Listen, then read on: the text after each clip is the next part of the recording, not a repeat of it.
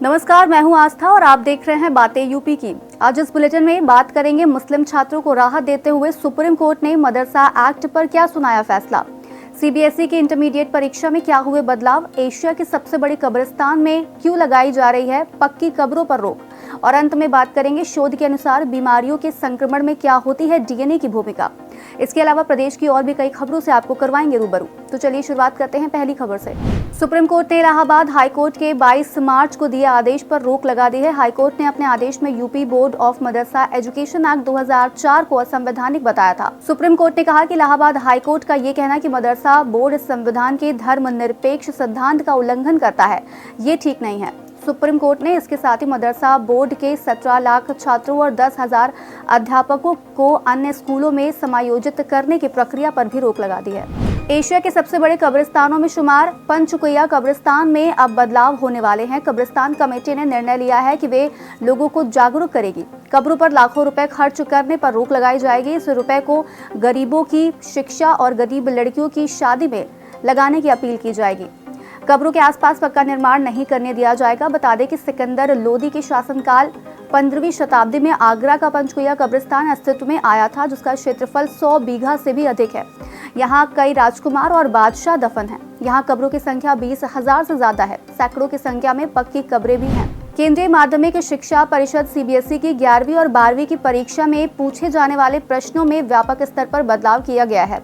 नई गाइडलाइन के मुताबिक सत्र 2024-25 में 50% सवाल व्यावसायिक दक्षता कौशल ज्ञान पर आधारित पूछे जाएंगे।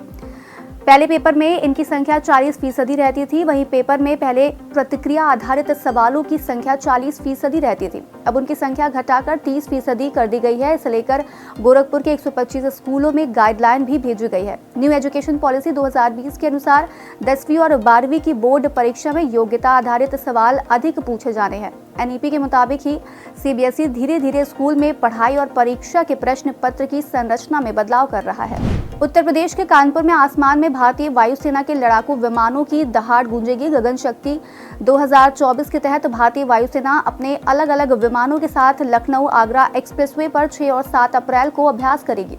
हवाई पट्टी की तैयारियों और परिचालन दक्षता का परीक्षण करने के उद्देश्य से होने वाले इस अभ्यास के दौरान जैगुआर, सुखोई, मिराज 2000 लड़ाकू विमान, हरक्यूलिस, तेजस, अपाचे और प्रचंड हेलीकॉप्टर उतरेंगे और उड़ान भरेंगे। यूपी एसटीएफ ने आरओ परीक्षा का पेपर लीक करने वाले गिरोह के एक सदस्य अमित सिंह को गिरफ्तार किया है। एसटीएफ ने उसे मुख्यालय में पूछताछ के लिए बुलाया था, जिसके बाद उसे गिरफ्तार कर लिया गया।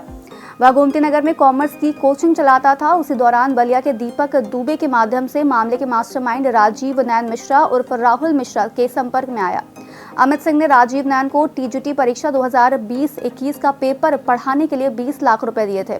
उसके बाद से कई भर्ती परीक्षाओं में राजीव नैन को कैंडिडेट उपलब्ध करा चुका है। चुनाव के लिए ईवीएम में दर्ज उम्मीदवारों में से कोई भी पसंद नहीं, यानी कि नोटा का बटन यूपी में मतदाताओं द्वारा अधिक दबाया जा रहा है। वर्ष 2014 के लोकसभा चुनाव में इसे पहली बार ईवीएम में शामिल किया गया और अन्य राज्यों की तरह ही यूपी में बड़ी संख्या में मतदाताओं ने इसका प्रयोग किया।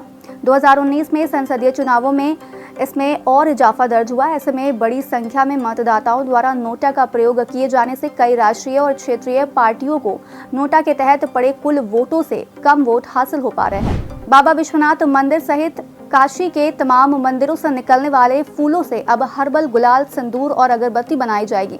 नेशनल बोटानिकल रिसर्च इंस्टीट्यूट की टीम इसमें सहयोग करेगी। इसके लिए NBRI की टीम काशी पहुंच रही है। इस संबंध में संस्थान के निदेशक ने कमिश्नर कौशल राज शर्मा के साथ वीडियो कॉन्फ्रेंसिंग पर बात की है।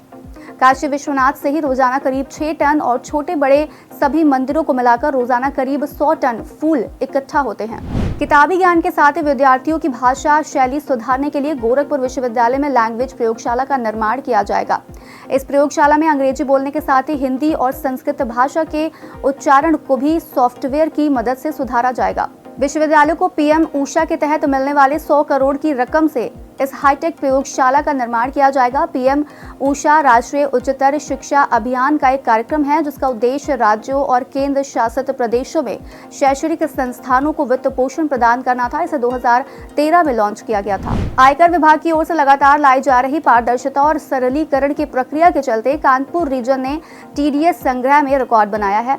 CIT टीडीएस रीजन में पिछले साल की तुलना में 5,111 करोड़ अधिक जमा हुआ है। रीजन में टीडीएस जमा करने की ग्रोथ रेट 19.18% रही। रीजन को देश में तीसरा स्थान मिला है। पिछले साल ये 5वें स्थान पर था। वहीं मुंबई को पहला, हैदराबाद को दूसरा, भुवनेश्वर को चौथा और चेन्नई को 5वां स्थान हासिल हुआ है।